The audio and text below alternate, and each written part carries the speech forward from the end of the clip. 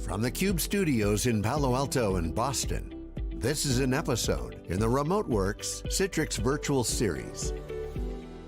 Hey, welcome back everybody. Jeff Frick here with theCUBE. We're in our Palo Alto studio here on this kind of ongoing leadership series that we've been doing, reaching out to people in the community to get kind of their take on what's going on with the COVID situation, what are best practices, what can we learn, and really this, specifically today, really the whole new way to work and working from home. And we're really excited to have two guests on for this segment. The first one is Amy Haworth. She is the Chief of Staff for HR for Citrix, joining us from Florida. Amy, great to see you.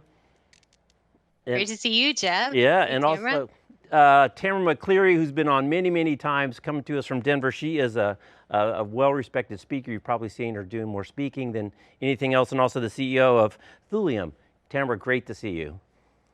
Thank you. I'm so excited for this conversation. Yeah, well, let's just jump into it. So it's so funny, and doing a little homework, Amy, I came across a professional change management executive conference 2015, and you talking about building change management as kind of a profession, and working from home was part of that. And that was like 5 years ago, and things kind of creep along, and then we have a light switch moment where there's no time to plan, there's no time to think, there's no time to implement things. It's everyone must now stay at home. And so, kind of outside the human tragedy that is the COVID situation, we're not going to really speak to that here, but from a business point of view, suddenly, with no warning, everyone had to work from home.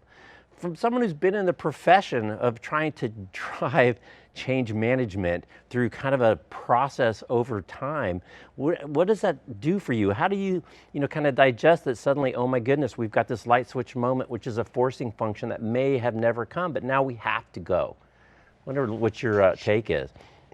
Yeah, I think the thing that gets me most excited about this light switch moment is it is showing all of us that we are capable beyond what we ever thought we were when it comes to change. We've been called to take a leap. And for much of my experience in the organizational change management field, we spend a lot of time talking about managing resistance and the pushback about change. And there's even a saying that drives me crazy, which is change is hard. I don't know why we tell ourselves that message. And I think what this is showing us is that, number one, change is inevitable. It's going to happen. There is very little control that we actually have. But also, we are more resilient, more adaptable, more capable of change than many of us knew that we were. And it is calling up for me, what do we need to put in place within organizations to cultivate resilience? Because one of the things I think this is making all of us very aware is how volatile the world actually is. And it's also laid bare where we are strong individually and able to cope, and where we also may need to do a little bit of practice and some very intentional resilience building. So I think the conversation around the whole change management field is about to change. Right. And my hope is that that focus turns more to resilience than it is to managing change. Yeah, it's interesting because a lot of just the chatter that's out there, right, is about Zoom. Do I use Zoom? Do I not use Zoom? Is it secure? All this other, kind of people like to jump into the technology piece. But really, we had your boss on the other day, Donna Kimmel, the EVP and Chief People Officer at Citrix, and she broke it down into 3 buckets. Culture was number 1. Physical space is number 2, and digital space was number 3. And I thought it was really interesting that she really leads with empathy and human factors. And I think that it's easy to kind of forget those, but bringing up simple things that, oh, not only are you working from home, but guess what? Your kids are home too. And your spouse is home too. And they have meetings and they have Zoom calls they have to do. And oh yeah, the dog is still running around and all the other kind of distractions. So the human factors are so important. Tamara, one of your early keynotes about your kind of early development was in your early career working with people who were kind of at the end of their life. And I know it helped you develop, kind of an empathy and really a prioritization that I think a lot of people are probably getting today that maybe they haven't thought about. What is truly important? What is truly meaningful? And this kind of, again, is this forcing function to say, let's pump the brakes a little bit, take a step back and think about what's really important and the human factors. Or if, again, get your take on this crazy situation. I think you're absolutely right, Jeff, in the fact that, really what this has done, to Amy's point, yes, we are very capable of change, but we're mostly so resistant and unwilling to change. And it's not because we don't want to, it's because we fear what will happen if we do change. And sometimes it's what the devil you know is better than the devil you don't. And right now, what has been forced upon us is to really think about critical issues, right? So when you're faced with a lack of toilet paper and uncertainty about your survival rate, you start to think about things in terms of, say, Maslow's hierarchy of needs. You're looking at that base level, that safety piece.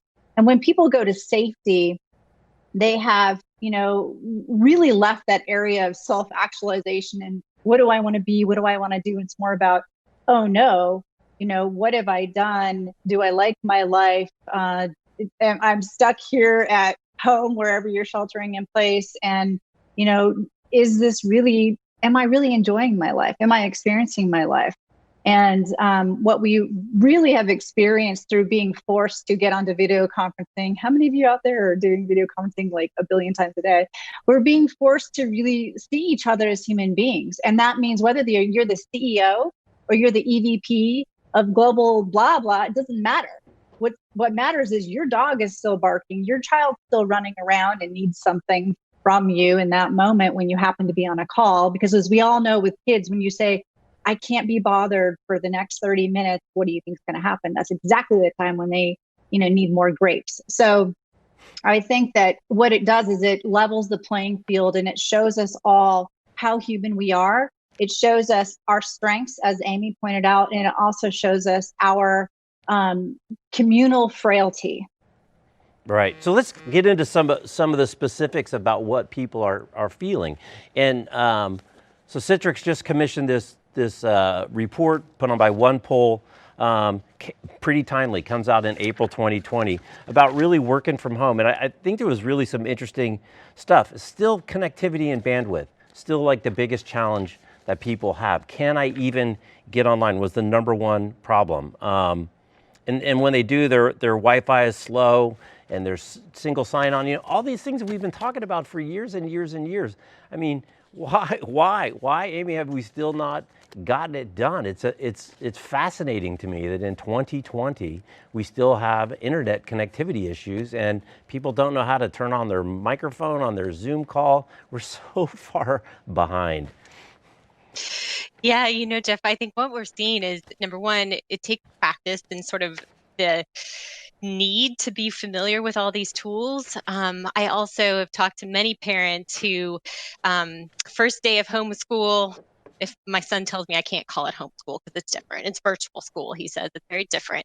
But that first day, especially families with multiple children trying to get onto a Zoom call with their class, parent is trying to work, possibly 2 parents in the house are connected. Our home Wi-Fi networks just haven't taken this kind of load before, but very quickly, I think we needed to realize as an organization that this is not work from home. This is working at home during a global pandemic, and it is very different. So you mentioned that need to lead with empathy and to really understand what's going on. And I think that's so true. And just the humanness of what we've experienced. That OnePoll research really talked about a few, kind of epic moments of mishap, whether it's taking a call from the garage. I have a colleague who would take from the car on the street, still sheltering in place, but the only quiet place to go to actually take a call. We have a legend in our Singapore office, a salesperson who made record numbers working from his garage for a month. So there are all sorts of heroics taking place to balance. And in the midst of that, when technology isn't acting as we would hope it would under normal circumstances, having to adjust really quickly, whether that means staggering schedules, working through accommodations, teachers, however it needs to happen. But I think the reality and the acceptance, going back to that humanness and empathy, is that we all have to shift our mindset about what work means and who we even are at work. We've built up a lot of these polished button-up personas, and when we are able to actually let some of that down, I think what we're starting to see is connection on a much deeper level amongst teams and amongst colleagues. Yeah, I'm just looking at the survey at how few people think that this is going to roll over into a little bit more of a permanent form. Only 37% think my organization in general will be more relaxed about remote working. I think staff will be allowed to work from home more regularly, 36%.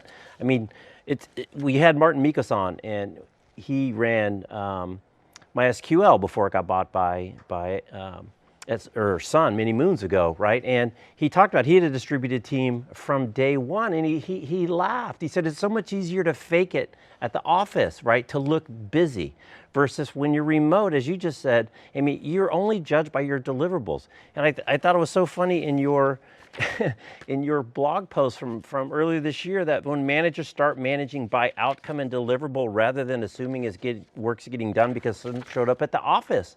I mean, this is ridiculous that people are still judging things based on activity, not outcome. And we're even seeing now all these new tools that people are introducing in the marketplace. I can tell you how often your people are on Zoom and how many hours on the VPN. It's like, what are we measuring?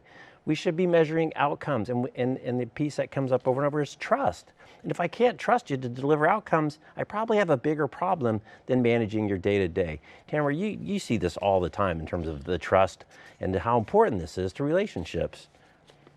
I do. And in fact, our workforce at Thulium has always been a remote workforce. And, you know, for the way that I've built our organization is treat everybody like an adult and get your work done. And we do base everything upon productivity versus face time. And I think that the reason some of these larger organizations have had this, you know, concept of, you know, show up, having that face time means that you're putting, you know, whoever gets there the earliest and leaves the latest somehow has been a better employee. It's not true. It is about productivity. And I think that, you know, those wise organizations that look at how much they can save with the costs of like AC, heat, the building costs, having a brick and mortar for everyone to come into is very costly. And it's an old paradigm that a lot of middle managers have, which is this control piece. And that if the people are there in the office, they've got more control. And actually what we find is you don't need that kind of control, especially when you look at the younger generational cohort coming up, how they have a totally different view of work. And we've talked a lot about the future of work and the gig economy. And I think what this COVID pandemic has done for us is to show us that actually work does get done at home.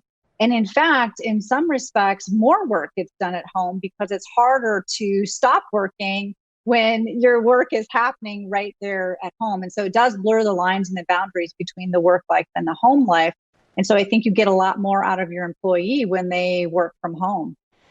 It's funny, when Donna was on, she brought up a really interesting topic. She said, you know, every time somebody pushes back on that can't be done from home, right? This job, this person, this type of task can't be done from home.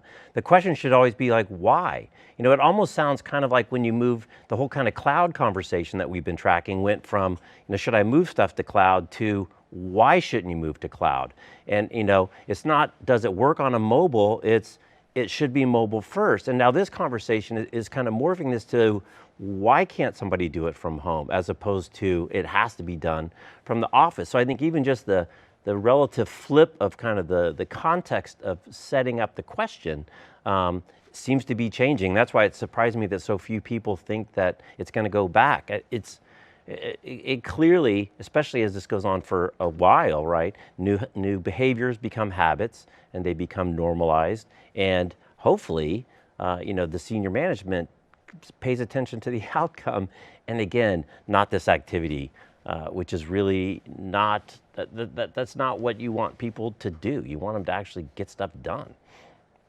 You know, and Jeff and Amy, the other thing I was going to say is, you know, Amy, when you look at the report that Citrix has put out, you know, how many people are even going to be able to go back to work when kids aren't going back to school? And then we have summer, you know, piggybacking onto that. So now you've got parents who have kids at home. You know, what is that outlook? You know, to me, it's not just this simple, okay, it's over, let's go back to work, guys, because the rest of our life is completely shifted as well. Right. Yes. That was actually my conversation today, is starting to really think about holistically when it comes to policies, programs, what are we putting in place for the summer? And not only that, but even some of our employees who have been alone through this. I think at the beginning there was a very large shift on those who had children or elder care to think about. And, at some point, at least in this half of the world, about last week, we really started to hear, I'm kind of worried about this person who's been alone by themselves in their apartment sheltering for over a month. So I think as we start to look at the variety of experiences people are having, really being sensitive to different personas in the organization, different needs, different emotions that are happening. And as we even start to think about what does it mean to come back to work? And I know countries and organizations are being very cognizant about doing that safely in a very gradual type way of thinking about it. But it starts to get very, very complex very quickly. And also from just let's do this well, because there's a whole new set, Jeff, you bring up a whole new set of questions of employees asking, I wasn't allowed to work from home prior, I would like to do that more often now. New conversations with managers about, well, how are we going to measure results? There's a lot of work to be done between now and then, whatever then is, to really ensure that we help everyone be successful. Right. And I think the conversation we're having is, it's likely not going to be one or the other. The new normal is not the old normal, and we're not sure what it is, but it's most likely there's going to be some sort of hybrid working arrangement. Right now the playing field is leveled, and that in and of itself is a very different work from home experience. What happens when it's hybrid again? And there's some who are remote, some who are in the office. How do we make sure that it's equitable and all the voices have equal opportunity to chime in? Because when a group of people are in the office and their colleague or two is remote, it's not a level conversation in an organization. So whether that's establishing norms or really just starting to create behaviors where if one person's remote, then everybody's remote, no matter if you're in the office or not, you dial in via GoToMeeting or whatever collaboration tool you're using. So all sorts of things to think about. But I think what it gets at is our ecosystem of work is going to change for sure. It was so funny in your blog post, you talked a little bit about that as well. And one of the little paragraphs was, who gets to do it, right? Like it's like this binary decision. You can either work from home or you can't.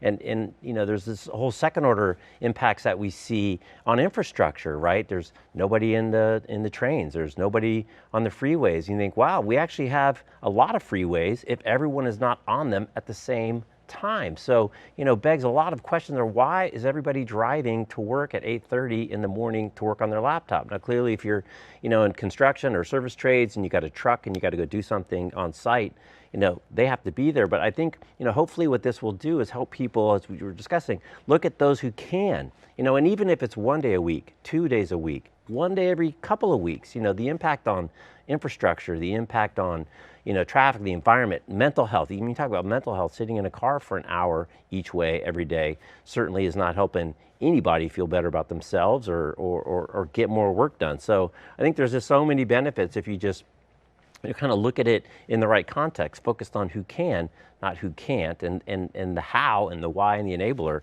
But it's really interesting. We've talked a lot about kind of the physical space and the culture space.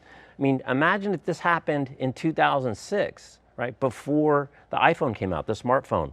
I mean, think of the crazy amount of tools that we do have. I mean, right now we're talking and we're spread out all over the country.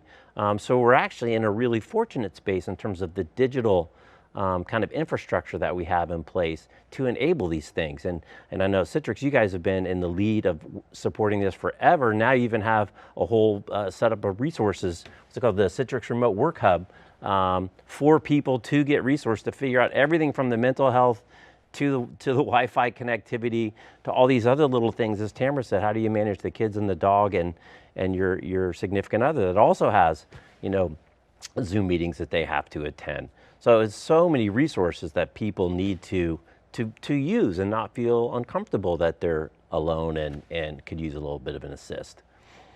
Absolutely well said. You know, when this quickly became a forced experiment to work remote, Citrix has 30 years of history helping enable successful remote work in a secure way. And the first thing that we wanted to do was be of service. So pulling together these resources has been a big project, and we're so glad to be able to provide this tool set, and we truly do help that it makes this transition stronger, better. It will continue to grow and to evolve even as our own experiences evolve, new challenges arise.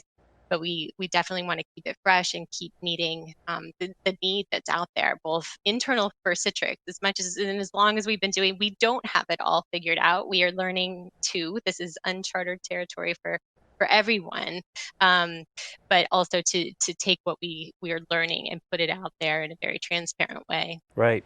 I want to. You know, it was Go ahead, Tamara. oh, I'm sorry, but there was just something so crazy, Jeff, about the study that Citrix put out.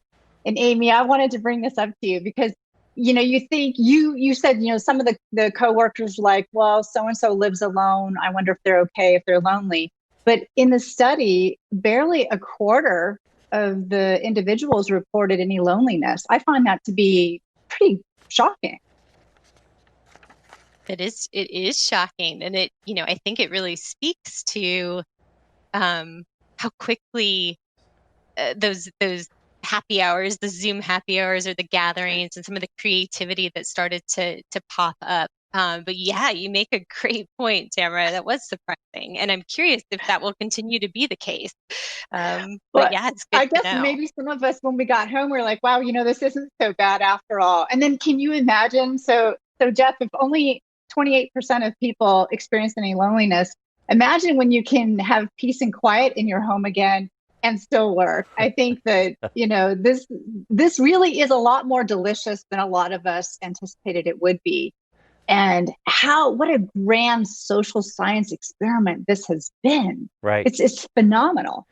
The fact that everyone is experiencing it at the same time globally just blows my mind. I was here for the earthquake. I was in Portland for Mount St. Helens. I've been through a few little things here and there, but those are still regional, right? There's still a safe space. There's still people that don't have that story. Everyone, 6 or 7 billion people, will have a "Where were you in March 2020" story, which was fascinating. And then, as you said, it's not only the work from home. There's no time to plan and no time to put infrastructure in, but oh, by the way, the kids are home too, right? And school is also from home. So, you know, in terms of an accelerant, it's just gasoline on the fire. But I want to jump in a little bit about one of the things you talked about, Amy, and get your take, Tamara, because you're doing it in your own company, and is in terms of establishing norms.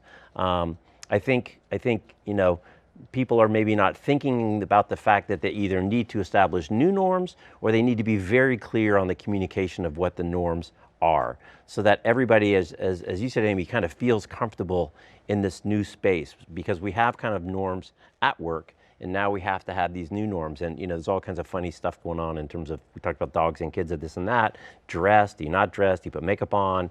You know, I mean, it's funny in the survey, do you take a shower? Only 30 some odd people take a shower every day, which I thought was kind of what about unexpected. Shoes? What about the shoes comment? Can you believe that, Jeff? Like, people actually would wear their shoes to their desk? Yeah, well, I'll tell you, they didn't ask the women, because the women would not be wearing high heels at home if they didn't have to. They didn't specify which shoes, Tamara. They just said shoes. So maybe the more comfortable flats were the ones that were coming out. But I'm just curious on establishing social norms. Tamara, I'll let you go first. How did you establish them? Was it hard to do? Did they kind of self-generate? And as a leader, do you have to police it, or is it kind of self-policing? How's that work? And then Amy, from your point, in terms of formal communication in a much bigger organization, and being part of the HR office, one might say, well, isn't that already kind of part of HR's charter? But how is that different now? Tamara, I'll let you go first. Sure, it's a great question, because since we do have a remote workforce, one of the most salient things that I found to be critically important for productivity and collaboration and even cohesion and decreasing those silos between business units is making sure that we form a community. And so what I mean by that is we have and always have had, I mean, we've been using video conferencing since before the pandemic, and We have video conferencing meetings where video is on, so that's one of the parameters because everybody needs to see everyone else's faces. And we have a morning kickoff meeting, kind of an all hands meeting. And then we have an end of week one as well. And part of that piece we call a stand up, where people either share something that's either a challenge within the workplace or with a customer or even in their own personal life.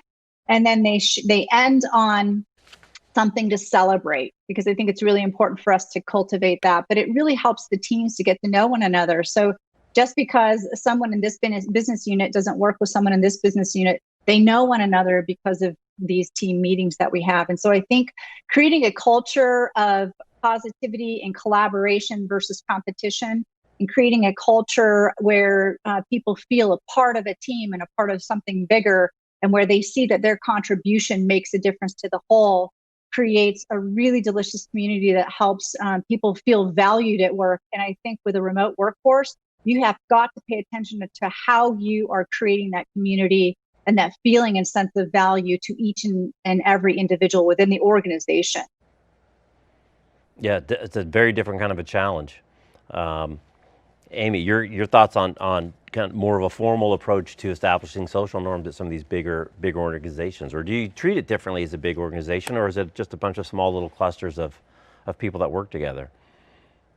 I have so many thoughts on this. I would love to have a 2-hour dialogue with both of you on this topic. Couple thoughts. There's implicit norms that sort of develop organically, and then there's the explicit ones, which, for whatever reason, we seem more hesitant to have very explicit conversations about norms. I don't know if people think it's tedious or something like that. I'm not sure. I haven't done that research yet. But in times of transition, it's so incredibly important, just even for efficiency, to add some certainty, to make sure that everyone kind of has the same message, same expectation, to lean a little more heavily on the explicit norms. Talking about how do we want to begin our meeting? Let's reserve the first 10 minutes and just kind of catch up like we would in the hallway.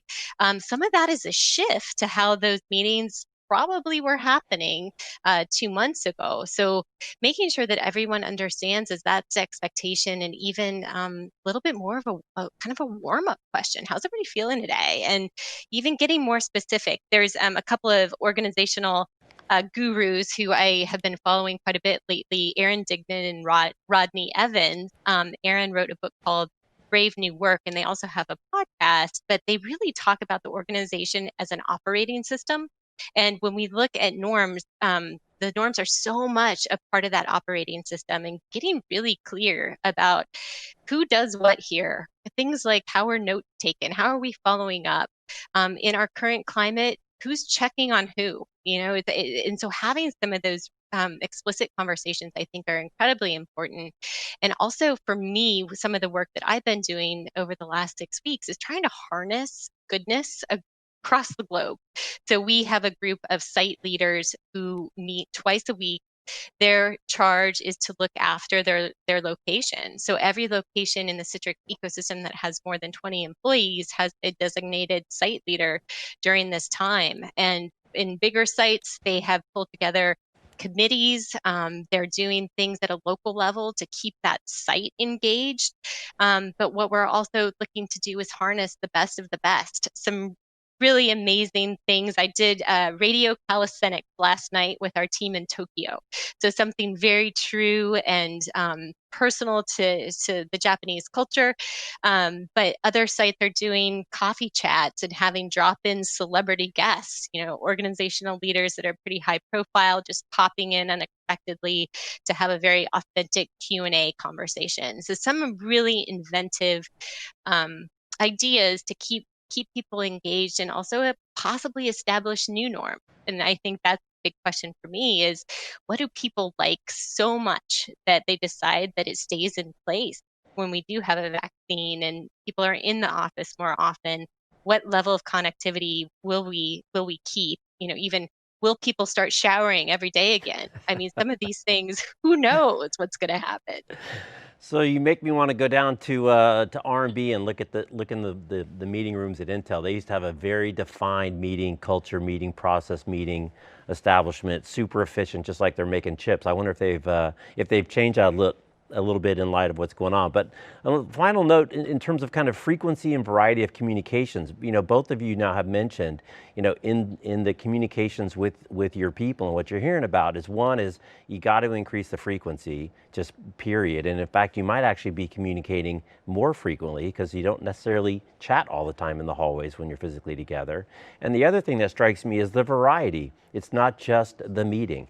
It's not just information exchange. It's touching base with community. It's establishing deeper relationships. It's doing some social things that kind of the variety and the frequency of direct communication, person to person, just not necessarily closer than 6 feet within one another, has to go up dramatically, and is, as you're seeing, in best practices in this new world. Amy, why don't you go first? So I'm seeing a lot more Slack usage. We are an organization that has a multitude of tools to choose from, Slack being one of them, but highly engaged Slack community.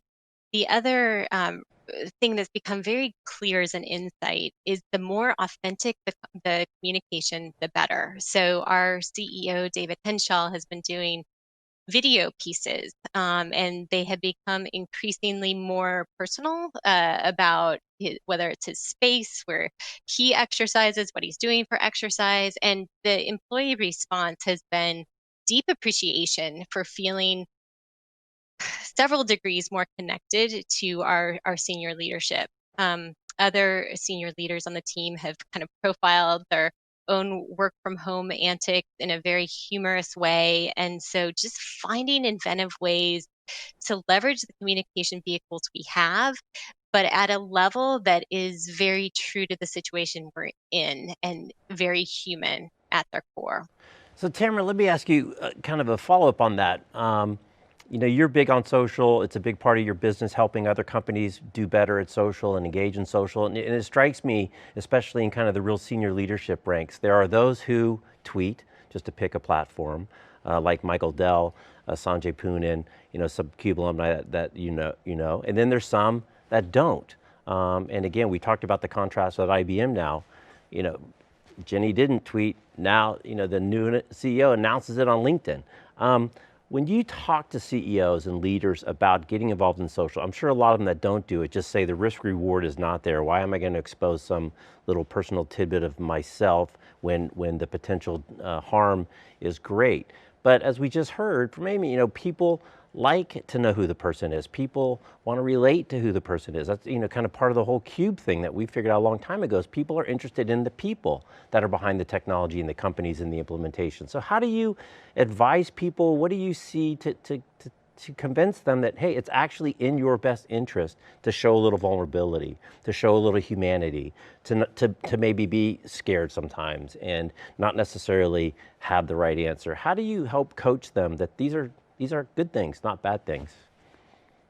It's so brilliant you brought this up, Jeff, because with the pandemic, a lot of the executives that were not on social media all of a sudden wanted to be on social media, and how do I do this, and how do I set up my thought leadership, because this was a very primary mode of communication.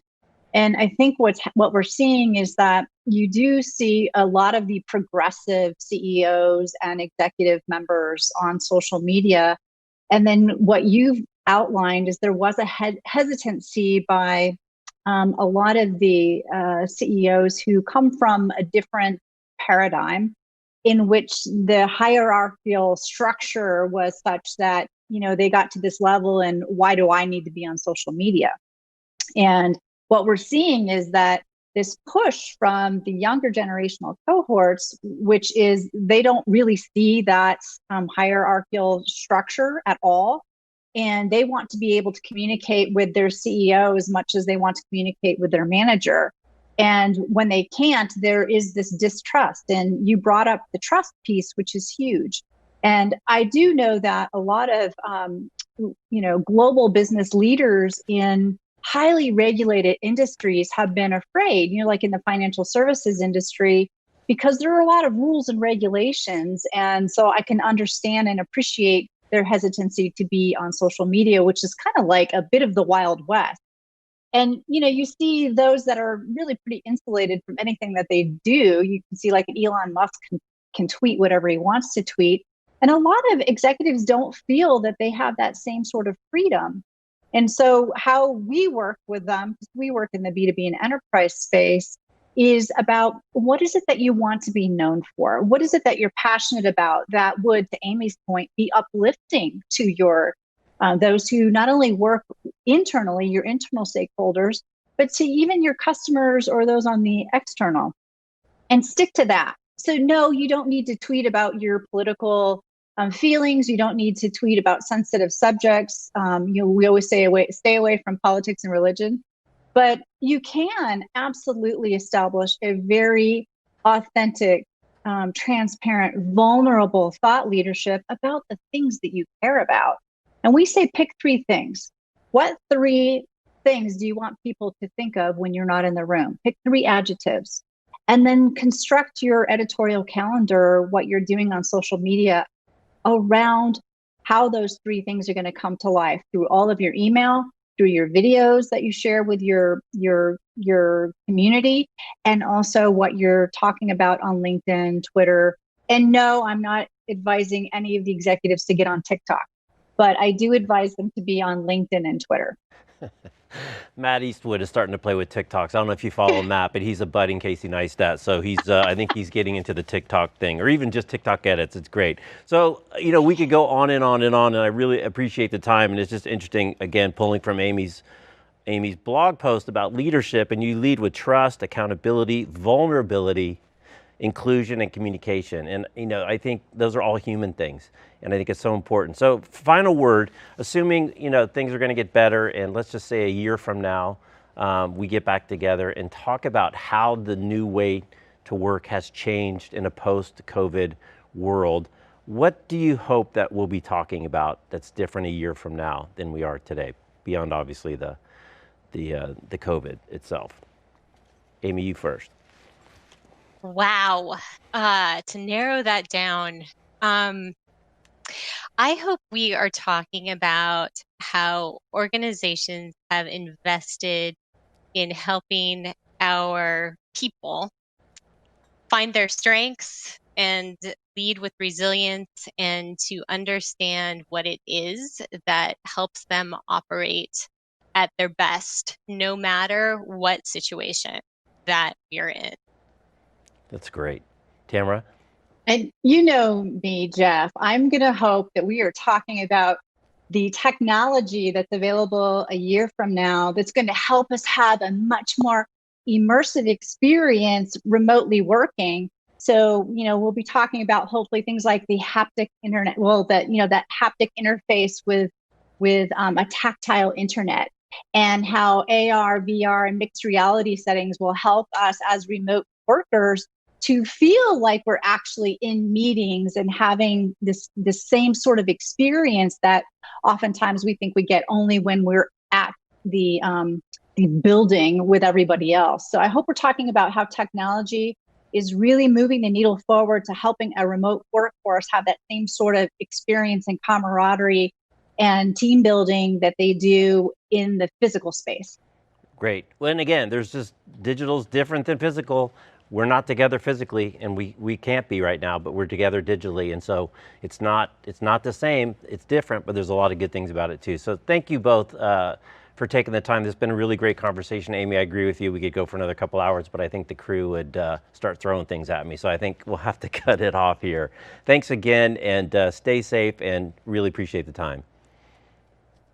Thanks, Jeff. Thank you. All right. Thank you for tuning in. Thanks for watching theCUBE. We'll see you next time.